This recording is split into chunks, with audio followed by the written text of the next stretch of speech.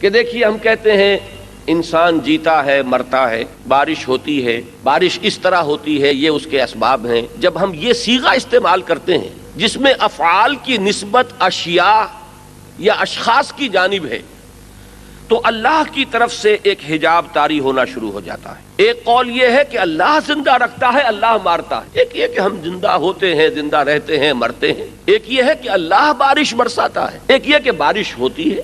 یہ تمام افعال جو ہو رہے ہیں، فاعل حقیقی سامنے نہیں ہے۔ ایمان اور کفر کا، ایمان اور الحاد کا، ایمان اور مادہ پرستی کا فرق یہی ہے کہ بندہ مومن کی نگاہ رہتی ہے مؤثر حقیقی اور فاعل حقیقی۔ جو کچھ ہو رہا ہے یہ کسی کی مشیت سے ہو رہا ہے، کسی کے حکم سے ہو رہا ہے، کسی کے اذن سے ہو رہا ہے۔ یہ خود بخود نہیں ہو رہا ہے۔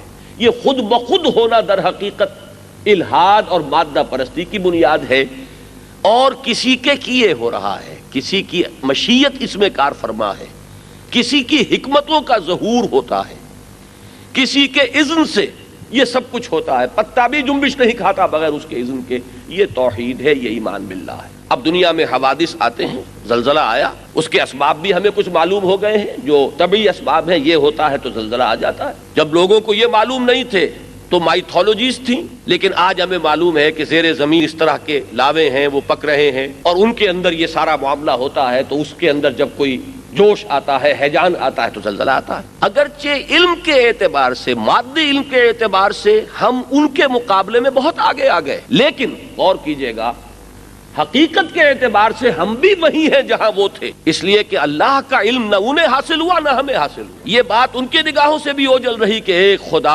قادر مطلق ہے، اس کے حکم سے ہوتا ہے جو ہوتا ہے۔ اور وہی اگر ہم جائزہ لیں، اور اچھے بھلے جو لوگ یہاں اس وقت ہم بیٹھے ہوئے ہیں، ہم غیر جانبدارانہ انداز میں اگر اپنے گریبان میں جھانکیں اور اپنے دل کے اندر اپنے دلوں کو ٹٹولیں، تو معلوم ہوگا کہ وہی ذہول، وہی غفلت کا پردہ ہم پر بھی طاری ہے۔